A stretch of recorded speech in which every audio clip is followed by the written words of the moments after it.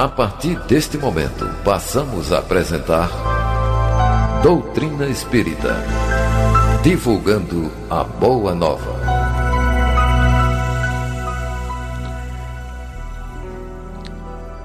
Bem-aventurados os aflitos, causas atuais das aflições. As vicissitudes da vida são de duas espécies, ou, se assim se quer, tem duas fontes que importa distinguir. Uma tem sua causa na vida presente e outra fora dela. Quantos pais são infelizes com seus filhos, porque não combateram suas más tendências, no princípio, por fraqueza ou indiferença, deixaram-se desenvolver neles o germe do orgulho, do egoísmo e da tola vaidade, que secam o coração. Depois, mais tarde, recolhendo o que semearam, se espantam e se afligem, pela falta de respeito e ingratidão. Essa mensagem foi tirada da Codificação Espírita, feita por Allan Kardec. Bom dia, queridos ouvintes e internautas. Que a graça de Deus alcance nossos corações. Em Camaragibe, Pernambuco, são 11h02, sábado, 22 de fevereiro de 2025. Eu sou Clênio Barros e, através da Rádio Guarani Digital, estaremos juntos até às 12 horas, apresentando o programa Doutrina Espírita, de número 1424, com a participação de Zeca Pequet e Virginia Barros, aqui no estúdio, e nas recepções de suas ligações. Na técnica, Eduardo Albuquerque, produção de Clênio Barros. A mensagem para nos harmonizar será: Se eu soubesse o que sei agora, do CD Momento Espírita, volume 8, faixa 6. Logo depois, vamos abraçar vocês ouvintes e internautas que participam conosco, aos sábados, ao vivo, de 11 às 12 horas, e a reprise amanhã no Café da Manhã, iniciando a semana, de 8 às 9 horas. E em especial vamos abraçar também os aniversariantes da semana. Segue o Minuto Mediúnico com o tema: as viciações ditas sociais.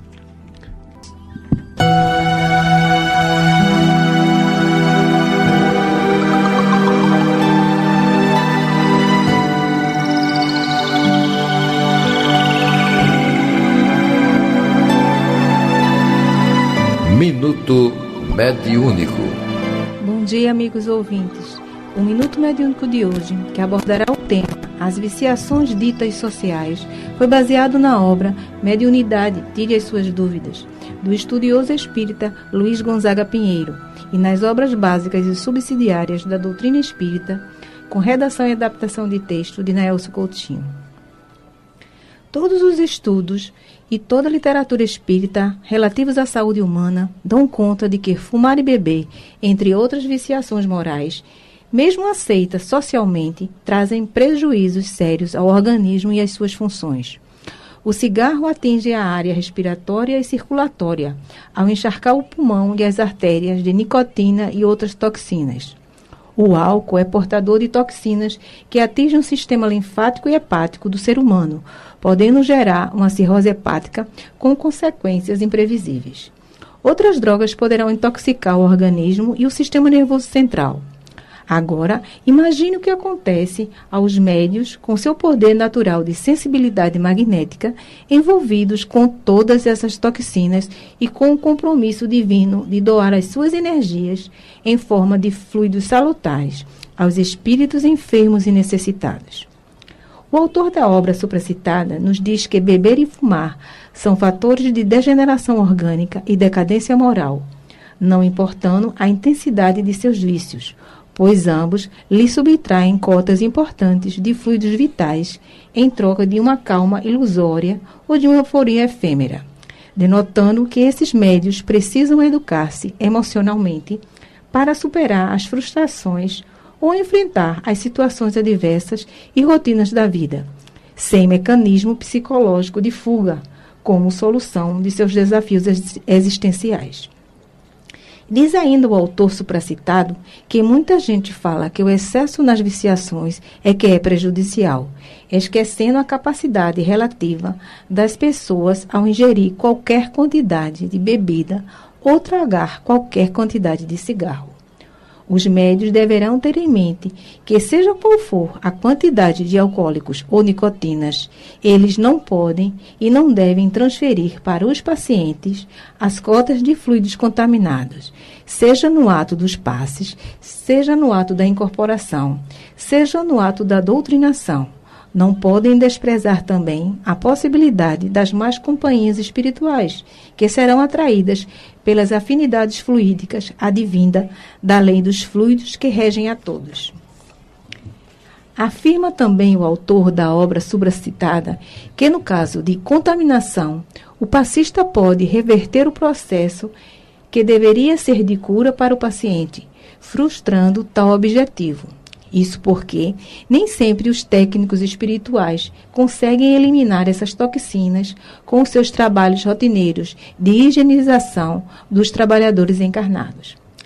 Antes do começo de toda e qualquer atividade, tornando esses servidores inadequados para o tratamento dos enfermos, carentes de fluidos vitais asepsiados, não podendo esquecer também o aspecto moral dos doutrinadores, que irão se defrontar com a possível ofensiva do obsessor ao lembrá-lo de sua impotência pessoal diante dos seus próprios vícios. Então, como cobrar conduta moral ilibada de alguém quando não temos nem para o nosso próprio uso? Concluindo essa análise sobre as viciações ditas sociais, buscamos o alerta do codificador do Livro dos Médios, item 230 do capítulo 20, que assim nos diz: os espíritos com fluidos similares se atraem, e os espíritos elevados raramente se comunicam por maus instrumentos, quando podem dispor de bons aparelhos mediúnicos. Lá na Gênesis, capítulo 14, os fluidos, item 3, que trata sobre curas, o codificador novamente nos alerta: a abundância da emissão de fluidos depende das intenções daqueles que desejam proceder à cura, seja homem ou espírito. Todavia, os fluidos que emanam de uma fonte impura são iguais às substâncias medicamentosas alteradas. Sendo assim, por questão de humanidade e caridade, os médiuns devem entender que a sala mediúnica ou a sala de passe é local de terapia intensiva e que aqueles que não estiverem em condições fluídicas saudáveis não devem nela operar, devendo, por questão de bom senso e consciência crítica, se abster de qualquer viciações para não contaminar o que deles precisam, isto é, servir a Jesus. Pensemos nisso. E não sinta solidão, escute a Rádio Guarani, que continua semeando Jesus no coração do homem. Que brilhe a vossa luz e até sábado. Estamos apresentando Doutrina Espírita, divulgando a boa nova. Bem, queridos ouvintes e internautas, com a graça de Deus, né, o apoio dos nossos anjos de guarda, vamos dar início à entrevista com Paloma Cerqueira, pesquisadora, estudiosa do Espiritismo, trabalhadora voluntária do Patrícia Bacelar, Hospital Espiritual Patrícia Bacelar, e vai nos instruir com um tema gravíssimo em toda a vida nossa, que são as drogas. Bom dia, Paloma. Bom dia. A casa é sua, fique à vontade com a graça de Deus. Eu agradeço. Bom dia, seu Clínio, bom dia os presentes e bom dia àqueles que me escutam, todos os ouvintes. Queria agradecer desde já pelo convite, não é, por estar aqui participando. Eu venho do Patrícia, eu sou voluntária do Hospital Espiritual Patrícia Bacelar, que é um dos núcleos lá dos hospitais espirituais do Nordeste, não é? Para quem não conhece, o Patrícia Bacelar fica em Camaragibe, na rua Elisa Cabral, número 170, funciona todos os sábados. Na parte da manhã nós temos evangelização, não é? Esse trabalho que é feito de 9 às 10, onde participam não só as crianças e os jovens, mas também os pais. O trabalho é dividido em ciclos, não é? Os pais também têm um ciclo que, vamos dizer assim, tem um ciclo que é dos pais, que é extremamente importante, e o funcionamento dos atendimentos espirituais é dividido em 2 horários, o de meio-dia e o das 3, né? que é após a palestra. A gente tem uma palestra de 2 às 3, que ali acontece entre esses 2 horários. As consultas começam já a partir de meio-dia, as consultas de primeira vez. Então, quem não conhece, né, esteja convidado, se estiver precisando, né, se houver necessidade. Tem essa questão também, né? Se estiver realmente precisando. Então, nós estamos nesse local. Então, agradeço desde já o convite. Nós é que agradecemos essa oportunidade, né? Elucidar um tema tão difícil como as drogas. Como vimos, a didática, a organização é uma premente do que vai ser hoje. Por questão de ordem, o que a gente pode entender como drogas? Antes de eu responder, eu queria só fazer 2 considerações iniciais, bem rápido. Pouco tem a ver com porque eu escolhi esse tema também, que eu acho que, assim, o senhor foi em conjunto, né, que nós escolhemos, definimos. Eu acho que o tema das drogas é um tema de extrema complexidade, não é? E eu acho que é importante que eu pontue isso, porque para abordar um tema como esse é um tema que pede uma abordagem por diferentes perspectivas, porque quanto mais complexo um tema, para você dar conta dele, você não pode se restringir a uma abordagem só. Então, ele pode ser abordado e, na verdade, eu acredito que ele pede uma abordagem por diferentes perspectivas. Então, não tenho pretensão nenhuma de esgotá-lo, mas eu acho que a gente pode pensar algumas questões, mas eu acho, inclusive, que quem tiver essa pretensão tem mais de presunção do que qualquer outra coisa, não é? E um segundo ponto que eu considero é o porquê de eu ter escolhido abordar a partir das drogas, porque o tema pedido era das viciações em geral, né? Mas eu pensei em falar das drogas porque a droga pode ser pensada em 2 sentidos. Um primeiro sentido, que é esse sentido dessa primeira pergunta do senhor, do que são as drogas de fato, né? As drogas sendo, aí eu já vou responder, elas também são chamadas de substâncias psicoativas, não é? Porque elas têm uma ação a nível cerebral e elas atuam, não é, numa alteração das sensações, do estado emocional, do nível de consciência. Ela produz efeitos a esse nível, né? Então, daí o nome psicoativa, né? Porque age diretamente nisso, tem uma ação sobre isso. Mas também porque, o que eu pensei? Porque a droga ela pode também ser pensada metaforicamente, né? Como um certo modelo ou protótipo para as diversas relações de dependência, do modo geral. Então, se a gente entende psiquicamente o que é que está em jogo na dependência com as drogas, a gente entende como é que se dão as demais relações de dependência.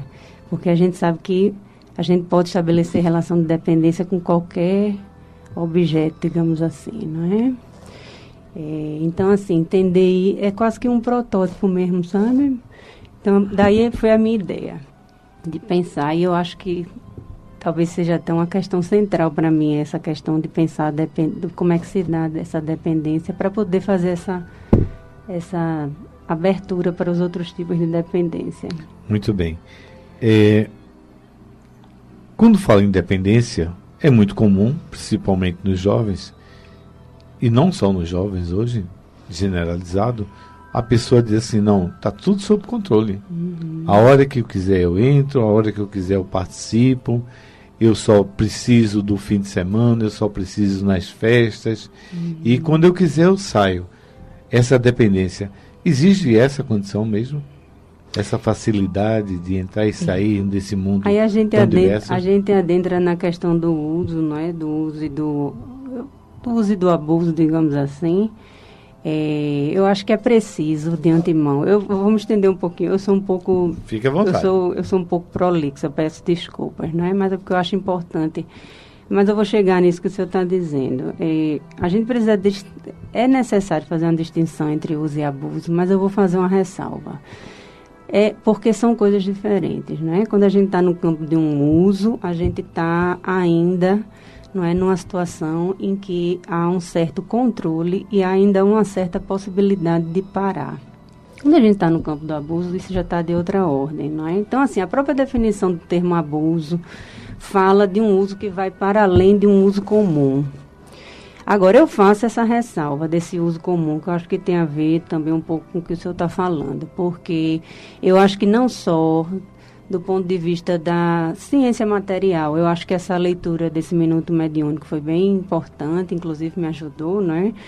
Porque eu acho que a própria ciência material, digamos assim, né, ela deixa claro os prejuízos, não é, que se tem num simples uso. Não precisa ser um uso excessivo. O simples uso desses tipos de substâncias que, tanto as lícitas como as ilícitas, não é, os prejuízos que elas trazem, não é? Eu acho que nessa leitura do Minuto Mediúnico, a primeira parte inicial falou bem claramente disso, não é? E eu acho assim que também do ponto de vista espiritual, aqui eu pontuo o protagonismo dos hospitais espirituais no Nordeste, porque realmente ele é um trabalho incansável, eles são protagonistas mesmo, nós, não é? Vamos me incluir, que eu também faço parte, mas quando eu digo nós, eles é porque é de onde vem o conhecimento, não é? Que são os médicos espirituais com todas as instruções a respeito do que está em jogo no uso desse tipo desse tipo de substância, né? Os prejuízos em termos de processo de contaminação espiritual, atingindo não só o corpo material, mas como também o corpo espiritual, não é? E também os processos de influência espiritual que daí decorrem. Eu acho que os hospitais são protagonistas nessa defesa de que o mínimo uso ele já traz prejuízos. E são prejuízos tanto de ordem orgânica, física, material, mas também desse ponto de vista espiritual. Então, qualquer uso... Agora, o abuso realmente é de outra ordem. É de outra ordem porque você já está num campo de um certo adoecimento que você vai precisar de cuidado. Então, eu preciso fazer essa distinção. E aí, como entra nessa questão do senhor, que o senhor trouxe, não é? De achar que se tem um controle. Se pensa que o processo, de fato, do uso ao abuso, talvez seja um processo gradual, não é? A gente inicia num certo hábito, a gente começa usando, aquilo se torna um hábito porque entra na nossa rotina, A definição de hábito é algo que a gente faz, a gente tem controle, a gente tem percepção do que a gente está fazendo, não é? A gente sabe que está fazendo isso. A gente pode até parar, a gente pode interromper, substituir, fazer alguma outra coisa. Mas quando a gente está fazendo, e às vezes a gente faz, às vezes, sem nem... É tipo escovar os dentes. Você acorda, vai no banheiro, escova os dentes. Às vezes nem percebeu que entrou no banheiro para escovar os dentes. Tamanho é o hábito do escovar os dentes ao se acordar. Então, ele às vezes toma essa dimensão de uma certa quase automaticidade, não é? Mas você ainda está consciente que você está escovando seu dente. Se você quiser parar para atender o telefone, você para. Se você não quiser escovar os dentes, um exemplo, tá? Se não quiser escovar os dentes, você não vai, não é? Então, assim, isso é o hábito. Agora, a partir disso, podem começar a existir prejuízos, não é? Prejuízos por quê? Porque isso que está sendo feito, já com uma certa regularidade, porque já é um hábito, não é? Passa, digamos assim, a ser realizado com um certo descontrole, não é? Então, assim, eu passo a começar a usar de uma forma excessiva, não é? E aí, o tempo que eu utilizo para usar não era só no tempo livre. Aí daqui a pouco eu já não estou mais usando só no tempo livre, não é? Porque eu tenho vontade. Então, assim, a gente começa a adentrar no que é a questão do ponto de vista psicopatológico da dependência da droga, que é a compulsão, não é? Do ponto de vista psicopatológico é o que está em jogo, é a compulsão. É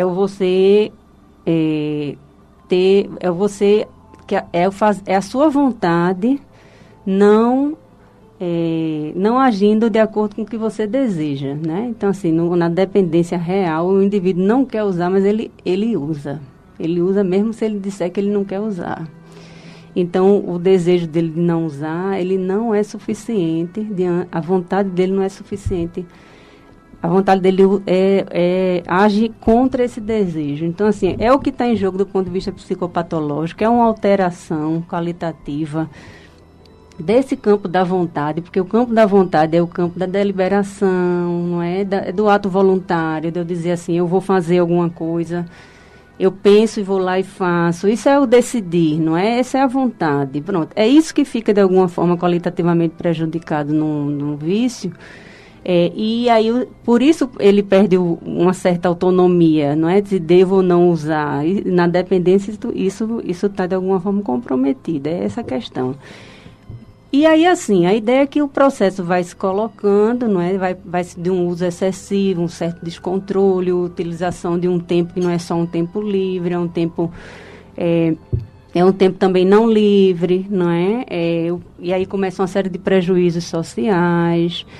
E a ideia que se tinha, não é? Assim, porque isso foi um pouco reformulado com a última publicação, a última edição do Manual Diagnóstico e Estatístico dos Transtornos Mentais, né, que é o chamado DSM-5, que é o que a psiquiatria utiliza para fazer seus diagnósticos, é da Associação Americana de Psiquiatria. Isso foi feito uma reformulação na última edição, porque se tinha uma ideia de que, para se ter uma dependência, era necessário, a dependência real, que se chamava dependência química, era necessário haver já um processo de tolerância e de abstinência instalado. Então, antes, talvez, houvesse uma ideia, assim, de uma certa... Além dessa ideia gradual, que eu acho que a ideia da graduação permanece, o uso ele vai sendo indo gradualmente na direção de uma dependência, mas existia como se fosse uma ideia de uma certa linearidade, sabe? Desses prejuízos indo sendo instalados, assim, como se um começasse aqui, meio como eu falei, sabe? É como se você começasse... Tivesse estágios. Como se houvessem estágios. Isso gerou uma série de termos que foram sendo usados, né? E aí, assim, com essa nova edição, a psiquiatria definiu, não é? Ela englobou todas essas questões num termo de transtorno, ela definiu, né, como transtornos por uso de substâncias, não é? E retirou um pouco essa coisa da linearidade dos estágios. O diagnóstico ele é feito por critérios. Esses critérios são divididos em 4 categorias. Dentro delas tem critérios, são 11 critérios no total, mas eles não precisam necessariamente estar todos presentes, nem há pesos entre esses critérios. E como a questão da tolerância e da abstinência são os 2 critérios relacionados a um dessas categorias, se ela não estiver presente, não necessariamente não quer dizer que você esteja que não haja uma dependência, sabe? Então, assim, perdeu-se um pouco dessa questão da linearidade, não é? Mas existe, de fato, um certo grau. Então, voltando à pergunta do senhor, não é? O uso, por mais que seja pouco, por mais que seja só de vez em quando, no fim de semana, quando eu quero, para além daqueles riscos que já foi colocado aqui no Minuto Mediúnico, tem o risco, não é, de você, de repente, não saber como lidar com isso e de repente, esse uso, de alguma forma, saindo desse controle e ir avançando nesse processo que é gradual, não é? Ele se inicia no hábito, mas ele é singular, isso eu preciso frisar, não é? Eu acho que essa ideia da psiquiatria de colocar dessa forma foi até bastante importante, porque eu acho que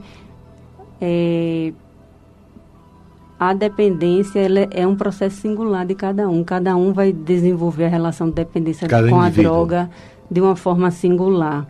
Agora, parar quando quer, o senhor sabe que para se tratar de uma dependência, vou chamar de dependência química, apesar de não ser é preciso que o sujeito, ele assuma, não é? Que ele é refém dessa situação. Até ele chegar ao momento em que ele reconhece que ele se tornou refém dessa situação, até lá ele não vai fazer um tratamento efetivo. Então, eu acho que esse processo inicial, já de, eu faço quando eu quero, não sei, é quase que como se fosse um iniciozinho dessa resistência que a gente vai encontrar lá, diante de uma dependência colocada, instalada, de sujeitos ainda negando, e achando que tem controle, e que para quando quer, e para porque pode, né? Muito bem. No início, e as suas colocações são bem substanciosas, você fala a questão da importância do conhecimento, né? É uma forma de esclarecer. Não é à toa, como disseste bem, o momento de estar falando sobre isso, estamos às portas da euforia, vamos assim dizer. E essa euforia, existe muito desequilíbrio. Mas a sociedade como um todo vive uma pressão muito grande. Todos nós, foi visto no momento, as vicissitudes das vidas, no início dos trabalhos de hoje, a gente vê o seguinte: cada vez mais o ser humano está sendo pressionado por atingir objetivos. E cada vez objetivos maiores, numa escala de aquisição de conhecimento, aquisição profissional, aquisição financeira, tudo imprime a isso. Numa contrapartida, se estabelece que os fins de semana é feito para você desligar-se do que faz no dia a dia. E esse desligar-se vamos supor, fosse um clique para a utilização de alguns reagentes para ter euforia, para você sair daquela pressão, para sair daquela angústia que você vive de um dia a dia no seu lado profissional ou como estudante, né? É verdade, essa busca pelas drogas, buscas pelo esquecimento de quem seja, né? Eu quero esquecer minha vida. É muito comum os pais, né? No fim de semana não quero problema. Olha, chegou sexta-feira, tenho que me divertir. E quase sempre a diversão está aliada à assimilação de drogas, lícitas ou ilícitas. Assim, o que está em jogo, não é? Numa dependência química, digamos assim, é o lidar com a realidade. Né? E é uma realidade porque a realidade do ser humano é uma realidade que impõe frustrações, impõe insatisfações. Isso é um aprendizado que o bebê se inicia na fase de... O bebê, ele se inicia nessa fase, né, da relação do bebê com a criança, com a mãe ou com aquela que exerce a função de mãe. É justamente ali que o bebê vai sendo introduzido nessa ideia de uma realidade, não é? E se introduzir numa ideia no campo da realidade é você se introduzir num local que é produtor de frustrações, de insatisfações. Então, o nosso aprendizado enquanto ser humano passa por saber lidar com essas coisas. O que acontece um pouco na contemporaneidade, isso é um traço da contemporaneidade. Um traço da contemporaneidade é a ideia, não é, de que é como se fosse possível aos sujeitos eles viverem eternamente num bem-estar. E essa lógica, inclusive, capturou a juventude como ideal, não é? Foi localizado na figura do jovem isso, o jovem como aquele que é capaz de viver nesse bem-estar completo, pleno, não é? E você vê que as demais faixas etárias, elas passam a querer ser jovens, não é? Então, a criança quer crescer para ser jovem, e o adulto quer voltar a ser jovem, e o idoso ainda mais, não é? Porque a juventude... Então, assim, e é como se só pudesse existir isso, né? De uma realidade de um bem-estar pleno e absoluto. Isso tem trazido consequências, porque as pessoas têm cada vez mais tido dificuldade de lidar, não é, com isso que é do humano na relação com a realidade, que é essa impossibilidade, eu digo, da gente estar plenamente satisfeito. Não é possível a gente estar 24 horas por dia, de domingo a domingo, de janeiro a janeiro, em plena satisfação, porque a vida impõe coisas, não é, que vão nos frustrar. E aí esses afetos que são ditos desagradáveis, eles precisam ser elaborados, precisa se dar destino para esses afetos. E as pessoas cada vez mais hoje em dia têm tido dificuldade de lidar com essas coisas. Um exemplo claro, aí aqui acho que eu preciso até falar um pouco dessa questão da ideia da substância, da droga como substância psicoativa. Eu acho que A gente sabe que os psicotrópicos, eles têm a sua importância, são medicações prescritas, não é? Com o médico, sob acompanhamento, mas a gente precisa também pontuar um certo uso excessivo desses medicamentos, porque é como se hoje, não é, diante, por exemplo, de um processo de luto natural em que eu perco alguém da minha família, eu não pudesse sentir tristeza. É como se certos tipos de afetos, eles fossem, você não pudesse sentir, ou não devesse sentir.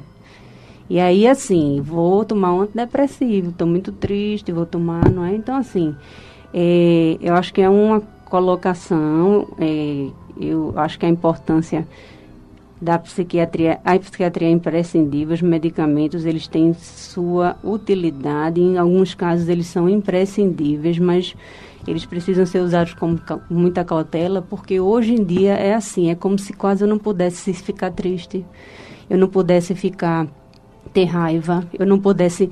E as pessoas precisam aprender a lidar com isso. E o que as pessoas hoje em dia têm feito é tentado fugir disso. Então, a droga, o uso das substâncias, sobretudo as lícitas, não, né, que são socialmente o álcool, o tabaco, que são... E agora sim, tem a questão da maconha que estão tentando flexibilizar, não é? Essas drogas ditas lícitas, né, elas têm sido utilizadas, sabe, para lidar com isso. Isso que eu aguentei a semana toda e que eu não dei um destino, porque eu preciso dar. Eu vou dar o destino dessa forma, vou dar o destino esquecendo de mim, não é? Porque, não sei se... Não, foi claríssimo. Uma fuga, né? A droga é um tipo de mecanismo de escape dessa realidade, que é uma realidade que a gente precisa lidar, né? Que a gente precisa... É diferente de você construir destinos para isso, sabe? Então, o fim de semana e agora o carnaval, então, não é? O carnaval, exato. Então, é um momento em que isso realmente vai ser... É um momento, parece que propício para esses excessos. Esses desequilíbrios. Para se esquecer dessa realidade que está sendo difícil de ser tolerada, não é? Uhum. E se entregar aí a um certo esquecimento de si, no sentido de que nós, não é, sujeitos... O que é ser sujeito para uma certa... É a linha teórica com que eu me identifico, né? O que é ser sujeito? Ser sujeito é isso, é se defrontar com alguém que não pode ser... não é plenamente satisfeito, não é? Então, tem suas insatisfações, isso é da ordem de uma certa condição do humano, não é?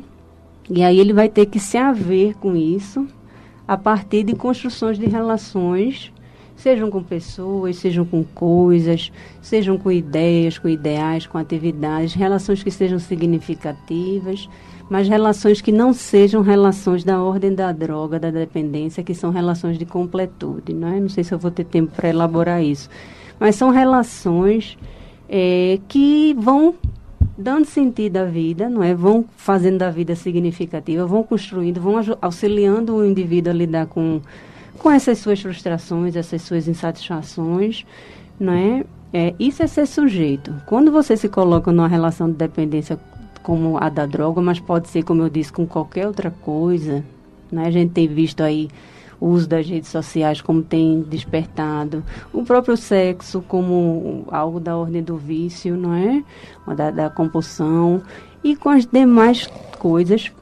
Quando você tem esse tipo de relação, aí é como se o sujeito, que é esse, que tem que se haver com a sua realidade, é como se ele se anestesiasse. É como se ele, durante aquele período, ele não tivesse que pensar em si e em suas questões, não é? E é isso que a gente está às portas de ver 10 dias de carnaval, não é? Das pessoas esquecendo completamente de si nesse sentido. Não é uma busca por um certo apagamento dessa atividade que é de cada um. Verdade. E temos um problema na sociedade que é justamente... É bem interessante o que você colocou, porque aparentemente se busca uma felicidade plena. Uhum. E essa busca está sendo anestesiada pelas drogas. É um contrassenso. Se a felicidade é plena, eu tenho que ter a satisfação de tê-la. E quando anestesia, você perde esse senso da realidade. Pelo menos é o que passa para os leigos, como eu. Assim, o que anestesia é o sujeito ter que se haver com ele mesmo. Isso. Agora, no momento do uso da droga, o que ocorre é um duplo efeito que ocorre. Nessa tentativa de não querer lidar com a realidade, de dela escapar, o uso da droga, sobretudo assim, eu acho que eu estou concentrando bem na questão da dependência, tá? Mas o uso da droga, mas também pode ser no outro uso. O uso da droga, ele tem um duplo efeito sobre esse lidar com a realidade. Num primeiro momento, que é o uso no momento efetivo do uso, essa realidade ela sofre uma distorção, não é? E o indivíduo realmente entra nesse estado de euforia e que realmente a realidade ela se modifica para uma coisa assim fora do comum, é de uma maravilha, não é? Justamente porque ele se dissocia. Veja, não é uma transformação real da realidade. Ele está é um mecanismo de defesa que está presente nisso. É a dissociação. O sujeito se dissocia da realidade e passa a viver uma realidade que é alternativa, mas que para ele é de uma maravilha incrível porque é satisfação plena. Agora, depois que passa o efeito, não é? É isso que eu acho que também não é muito falado, ou percebido, mas eu acho que esse primeiro é mais percebido, o segundo não, é que há uma modificação também na vivência da realidade após o efeito. Porque a realidade que ele vai se defrontar não vai ser mais aquela realidade que estava sendo difícil de ser tolerada, ela vai ser ainda mais difícil de ser tolerada. Então, há uma modificação também na vivência fora do uso, quando você está sem usar. Né? E isso gera um ciclo, porque, veja, se você agora está ainda com uma realidade ainda mais difícil de ser tolerada, isso vai pedir um uso ainda maior. Por quê? Porque você quer uma satisfação da mesma ordem da primeira, não é? Mas agora você está achando mais difícil, está ainda mais insatisfeito, então vai ter que ser uma satisfação. Então, isso é um ciclo vicioso que vai na direção de um uso cada vez mais excessivo, não é? E aí, assim, isso já vai indo na direção de estabelecer uma dependência, vai se passando de uma droga para outra, porque uma já não é mais suficiente, aquela já não produz aquele efeito que tinha, então as drogas, então assim, vai se evoluindo não só em termos de frequência de uso, mas de dose que é usada, mas também de potência de droga, né? As drogas sendo usadas cada vez drogas mais potentes. O assunto realmente é muito complexo e quando você vai falando, vai surgindo os problemas que a gente vê na sociedade, vê em nossa família, vê em nossos colegas, os nossos amigos. É cada vez mais difícil, a sociedade coloca, de conseguir conciliar o sono. De você chegar em casa, chegar no seu lar, relaxar e dormir. E aí vem a questão dos medicamentos. Tem pessoas que tomam medicamento praticamente todos os dias e dizem, se eu não tomar, eu não consigo dormir. Esse é um caso. Junto a isso, tem a questão dos eletrônicos, que você bem colocou. Quando eu crio um perfil na internet, de um perfil do que eu desejaria ser, né? Ou através do relacionamento, ou através dos jogos, ou através das apostas, ou através dos desafios, eu passo a viver uma outra realidade. São duas perguntas numa só. Como você consegue concatenar as respostas? Quando cria um perfil, é como se tivesse... Saindo de uma realidade e entrando numa outra, que cada vez mais eu vou estar dissociado da realidade minha, de quem eu sou. A questão disso que o senhor está falando, não é que passa por uma construção de uma imagem, não é que eu vou colocar ali, essa é a coisa do perfil, de como é que eu vou me mostrar, não é? Eu acho que é um traço também da contemporaneidade, essa questão do narcisismo, não é? Do como eu vou ser visto pelo outro. Então, eu quero ser visto talvez como a minha melhor versão, mesmo eu não sendo. não é? Então é isso que eu acho que está em jogo nessa.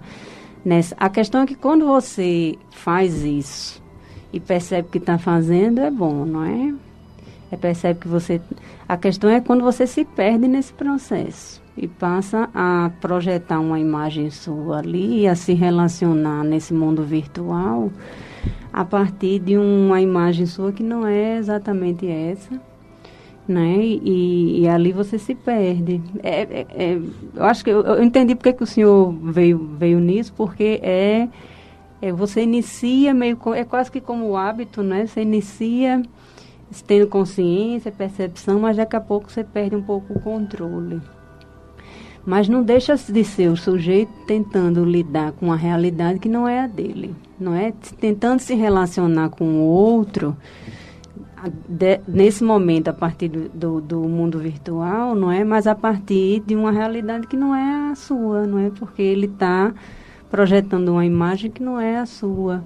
Mas é talvez aquele desejasse, aquele quisesse, não é aquilo que lhe falta e que ele ali coloca.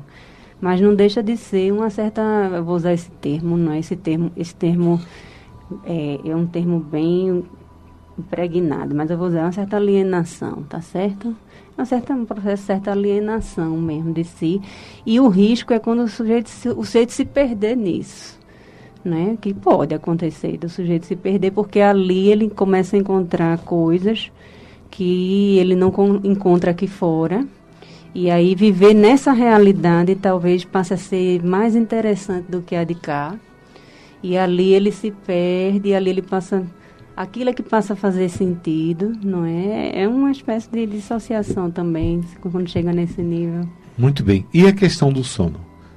Que as pessoas não conseguem conciliar, não conseguem dormir. O sono, a questão do sono. Veja, a questão do sono, existem pessoas que vão precisar tomar medicação para dormir, não é? Sobretudo quando existem quadros do ponto de vista psicológico, não é? Que trazem um sintoma das alterações do sono ali.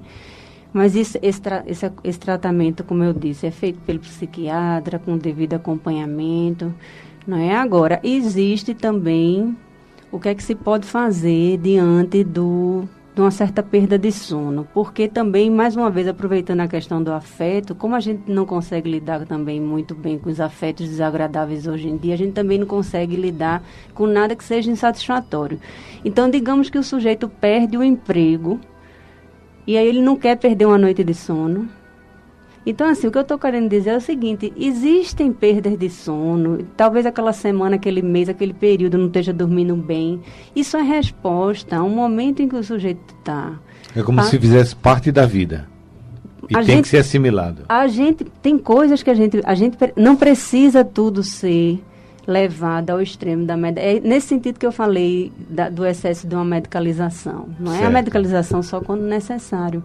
Então, tentar fazer uma higiene do sono, não é? Tentar entender essa coisa do que o senhor disse. Fica usando celular. Como é que se quer entrar em sono? Se está se exigindo do funcionamento cerebral ali, na hora, antes de dormir, a todo tempo, sem parar. Você não vai ter um relaxamento, seu sono vai ficar prejudicado. Aí depois, eu vou fazer o quê? Vou tomar uma medicação? Não, você precisa primeiro, não é, ver como é que está, como é que você está lidando com esse momento do sono, ver o que é que pode ser feito. E agora, tem casos que vão precisar, de fato, de medicação, não é? Certo.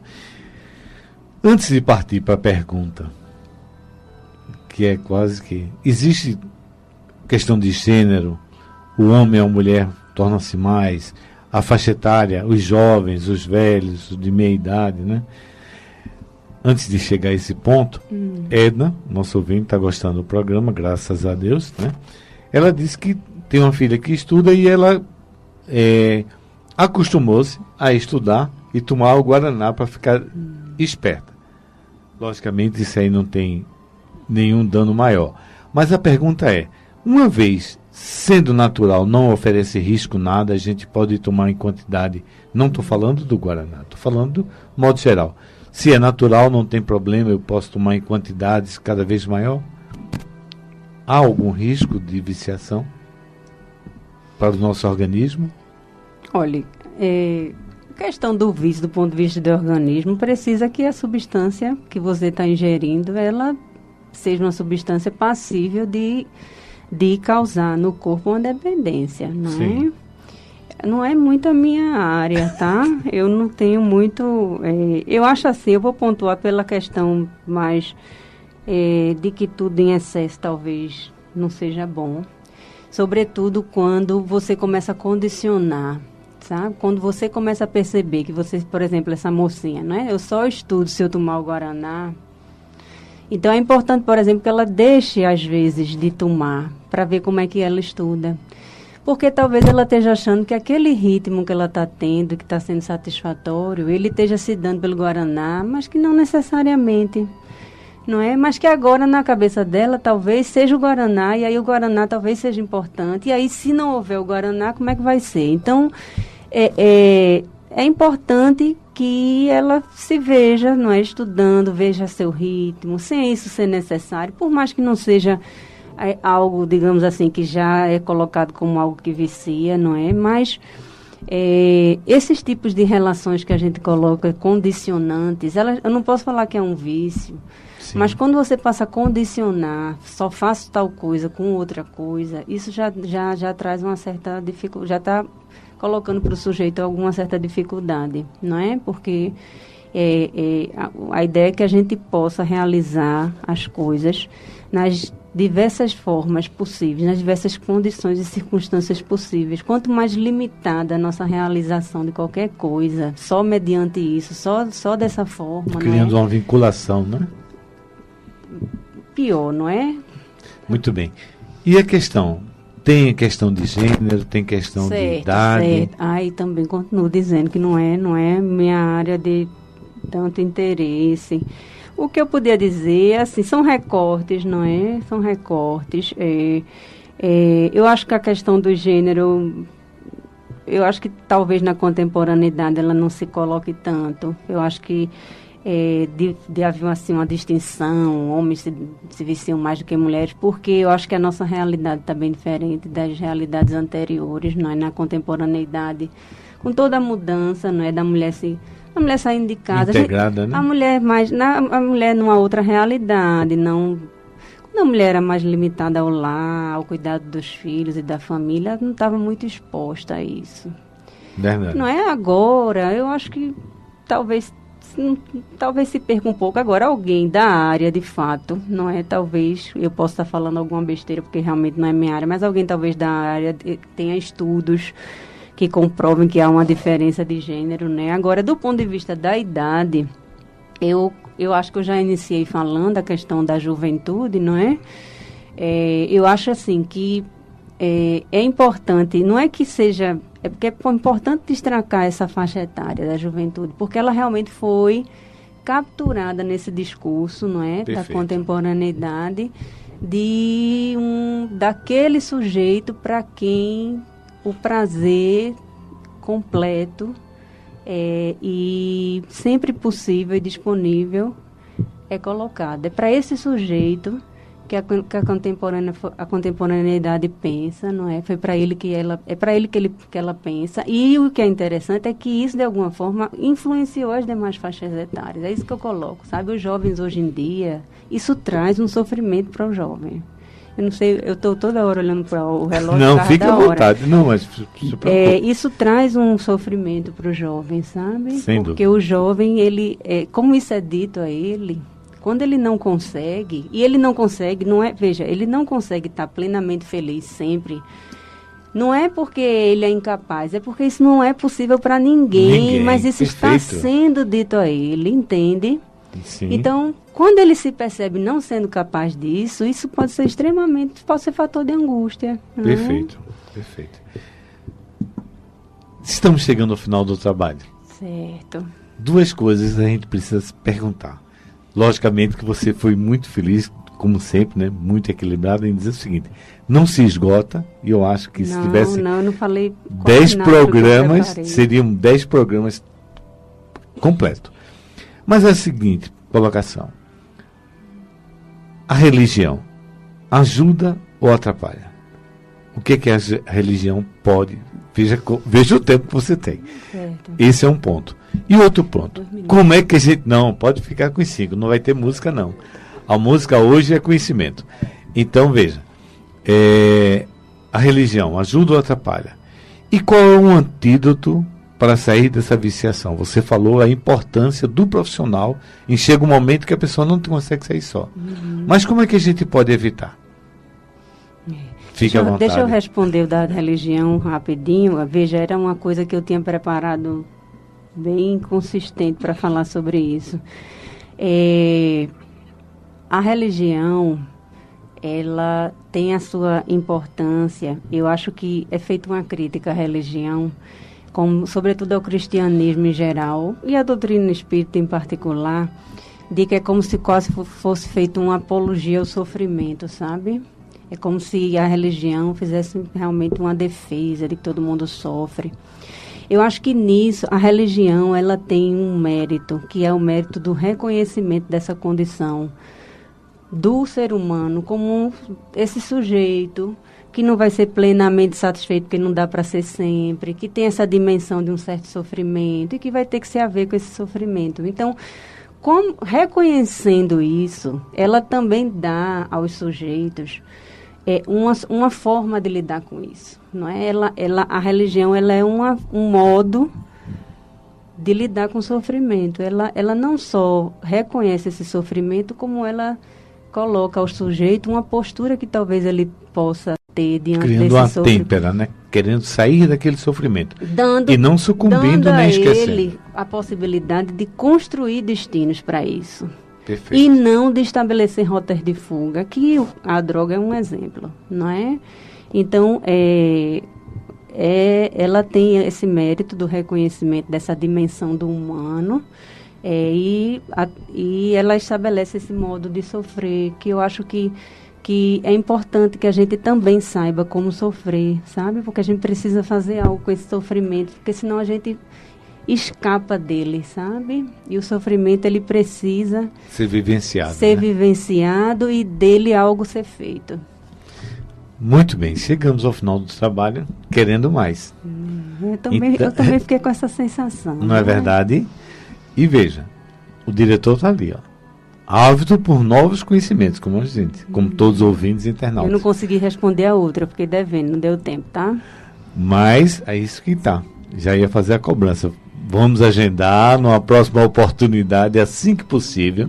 Sua agenda não é pequena, não é fácil, mas contamos com seu apoio. Não, e agradecemos de fato. Eu agradeço e se assim que possível, não é? A gente volta. Eu agradeço. Pronto. Durante o carnaval será feito os reprises. Só agradecimento, Paloma, foi maravilhosa seu trabalho. Agradeço. Tá certo? E durante o carnaval vai ser feita reprises das entrevistas, né? Agradecer a Deus sempre a oportunidade de aqui estarmos, ao Criador. Sábado 1º e sábado 8º são belíssimas entrevistas, assim como foi essa de hoje. Precisamos entender, precisamos ouvir, precisamos aprender. Só agradecimento a todos, a Paloma em especial, né? Brilhou dentro do esperado, a condição. E em seguida, Joaquim Freitas com Conexão Cultural. Muito obrigado.